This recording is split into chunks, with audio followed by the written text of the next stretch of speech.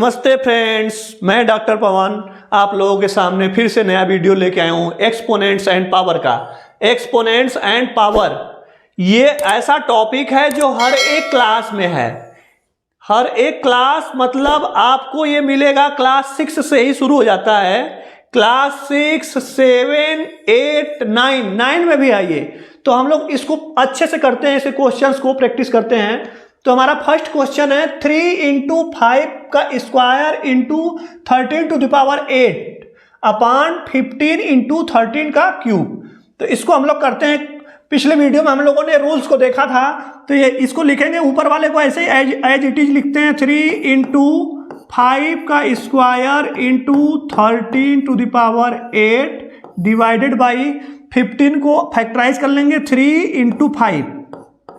अब 3 × 5 × 13 का क्यूब।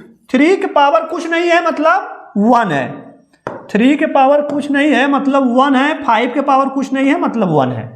अब हमको डिवीजन रूल लगाना है। डिवीजन रूल में हम लोगों ने कल देखा था कि अगर बेस सेम हो तो पावर सब्ट्रैक्ट हो जाते हैं। तो अगर देखेंगे 3 को देखेंगे यहाँ और 3 को देखेंगे यहाँ, पहले एक एक को देखते हैं। तो 3 टू द पावर यहाँ पे कुछ नहीं है मतलब 1 है। 1 - 1 इंटू यहाँ 5 का स्क्वायर, यहाँ 5 टू द पावर 1, तो ये जाएगा 5 का square minus 5 to the power 1 जो था वो -1 हो जाएगा इंटू 13 की पावर 8 है और उसमें से सब्ट्रैक्ट होगा 3।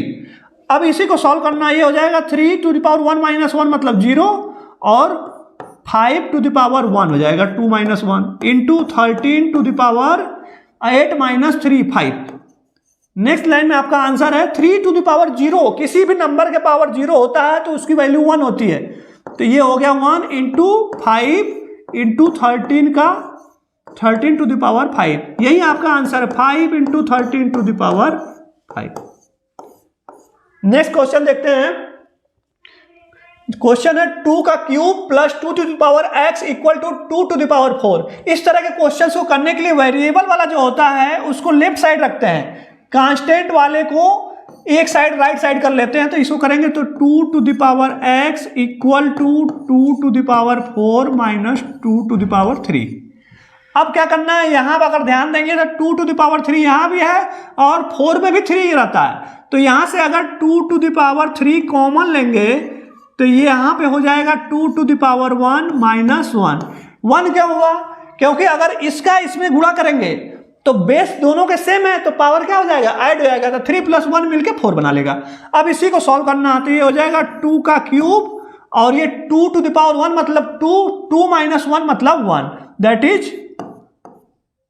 नेक्स्ट लाइन में आपका आंसर है 2 टू द पावर 3। अब हमारा लेफ्ट साइड क्या था, 2 टू द पावर x। अब देखिए इसी को कंपेयर करना है। कंपेयर कैसे करेंगे, यहां पे 2 टू द पावर x और यहां पे 2 टू द पावर 3। दोनों के बेस सेम है। अगर बेस सेम है तो पावर क्या होगा, पावर भी सेम होगा, पावर इक्वल होगा। तो आपका x का जो वैल्यू आएगा 3। यही आपका आंसर है। क्वेश्चन बहुत अच्छा है। नेक्स्ट क्वेश्चन देखते हैं। 2 to the power x - 3 equal to 1। अब इसको कैसे कंपेयर करें, कैसे सॉल्व करें। कुछ लोग सोचेंगे लॉग ले लें, बट लॉग नहीं लेना। 1 को आप 2 टू द पावर 0 लिख सकते हैं।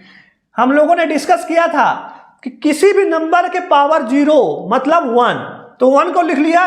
क्यों 2 के ही पावर में लिखा, क्योंकि हमारे लेफ्ट साइड में 2 है इसलिए 2 के पावर में लिख लिया। अब दोनों का बेस सेम हो गया तो पावर को क्या करेंगे, कंपेयर कर लेंगे। तो x - 3 इक्वल टू हो जाएगा 0। यहां से आपका x का वैल्यू आ जाएगा 3। यही आंसर है।